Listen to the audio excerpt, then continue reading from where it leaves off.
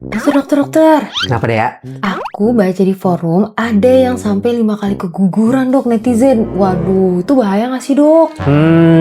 Memang kalau keguguran sakit sih ya. Tapi bahaya atau enggaknya tergantung dari penyebabnya tuh Dea. Nah itu dia dok. Gimana sih kita tahu penyebabnya apa? Terus pemeriksaannya tuh apa aja dok? Nah, ini nih penting kita bahas. Memang sebaiknya kalau sudah 3 kali atau lebih, kita cari dulu penyebabnya apa sebelum nanti hamil lagi.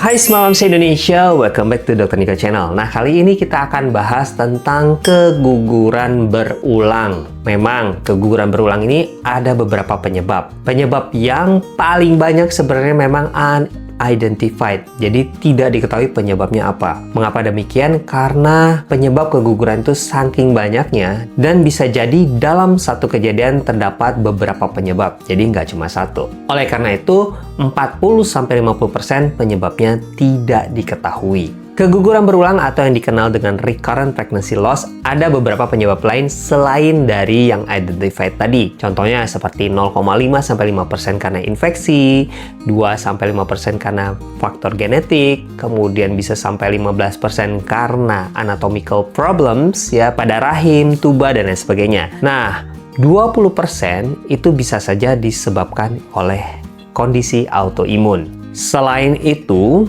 17-20% bisa saja disebabkan karena kelainan metabolic disorder ataupun kelainan hormonal pada ibu. Contohnya seperti kondisi diabetes mellitus atau hypothyroid atau dan lain sebagainya. Oleh karena itu, apabila memang sudah terjadi keguguran berulang 2 kali berturut-turut atau lebih, sebaiknya memang dilakukan pengecekan untuk melihat ada masalah apa dengan Smart Moms sebelum nantinya dipersiapkan untuk hamil kembali. Selama kehamilan pun sebaiknya juga dilakukan pemeriksaan. Ada yang namanya incompetent cervix, di mana terjadi pembukaan mulut rahim di atas kehamilan 12 minggu. Mengapa demikian? Karena ternyata mulut rahim tidak cukup kuat untuk menahan kehamilan di dalamnya. Nah, pada kondisi incompetent cervix ini harus dilakukan penjahitan cervical sejak di atas 12 minggu untuk menjaga kehamilan tetap berada di dalam rahim dan dilakukan pemantauan ketat. Jadi, tidak cukup hanya melakukan pemeriksaan sebelum kehamilan saja, tetapi juga pada saat hamil, terutama di trimester pertama. Pertanyaan berikutnya, apakah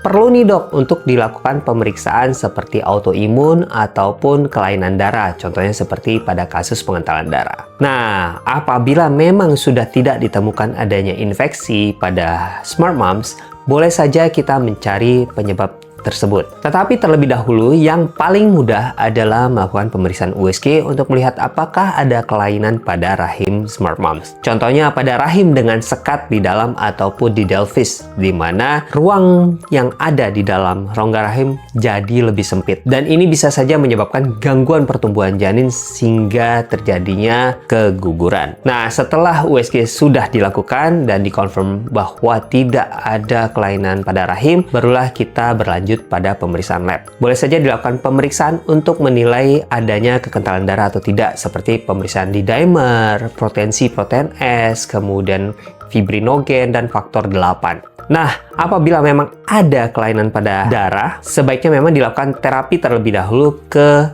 dokter spesialis hematologi agar pada saat hamil bisa menghasilkan kehamilan yang mampu bertahan dengan baik, terutama melewati trimester pertama, dan mencegah terjadinya kematian janin di dalam kandungan karena aliran darah yang tidak lancar, termasuk adanya pertumbuhan janin yang terhambat. Nah, penyebab lain seperti autoimun itu juga bisa dilakukan pemeriksaan seperti pada pemeriksaan thrombofilia factors atau antiphospholipid syndrome atau pemeriksaan yang mengarah ke SLE. Tetapi pada prinsipnya, apabila autoimun ini tidak sedang muncul, sebenarnya tidak terlalu mengganggu. Dan untuk pengobatannya juga, sebaiknya memang dilakukan sebelum memutuskan untuk hamil. Ketika sudah memutuskan untuk hamil, maka kondisi ini sebaiknya juga sudah teratasi. Dan kita tetap akan memberikan terapi baik untuk pengentalan darah tadi maupun autoimun selama kehamilan agar kehamilan dapat berjalan lancar hingga persalinan nanti. Nah, karena keguguran berulang atau recurrent pregnancy loss ini kriterianya adalah 2 kali keguguran secara berturut-turut atau lebih. Nah, apabila memang sudah ditegakkan diagnosis recurrent pregnancy loss, memang sebaiknya diperiksakan dulu sebelum hamil kembali dan direncanakan sejak 3 bulan sebelum memutuskan untuk hamil kembali agar selama 3 bulan tersebut bisa diberikan terapi yang sesuai untuk smart mom sebelum memutuskan untuk hamil kembali. Memang ada kemungkinan 2-5% penyebabnya adalah genetika problems dari ibu dan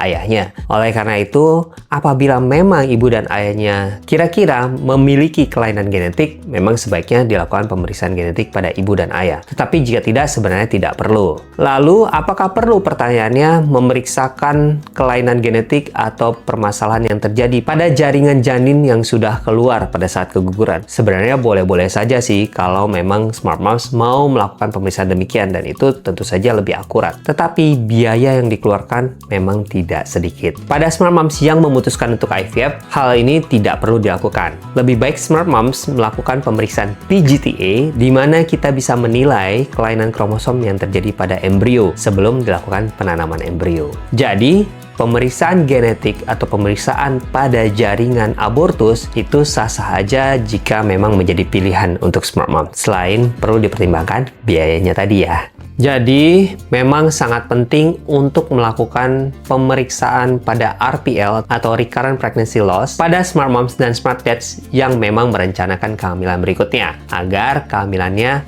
baik-baik saja. Dan terapi ini tidak hanya berhenti di sebelum hamil ya, bisa saja dilakukan terapi juga sepanjang kehamilan, seperti contohnya pada penyuntikan antikoagulan untuk ibu hamil sampai persalinan tiba. Hal ini untuk mencegah kondisi kekentalan darah maupun autoimun pada ibu. Nah, jadi memang sebaiknya smart moms memikirkan dan mempersiapkan baik-baik untuk kehamilan berikutnya, terutama smart moms yang sudah mengalami RPL atau Recurrent Pregnancy Loss. Jadi gitu deh, dan smart moms, pahamkan? Jika smart moms masih punya pertanyaan lain, boleh nih tulis di kolom komentar di bawah atau kunjungi Instagram saya di nikos_spog. Dan ingat-ingat untuk like, subscribe, dan share video ini supaya saya tetap bisa menjawab pertanyaan smart moms se-Indonesia.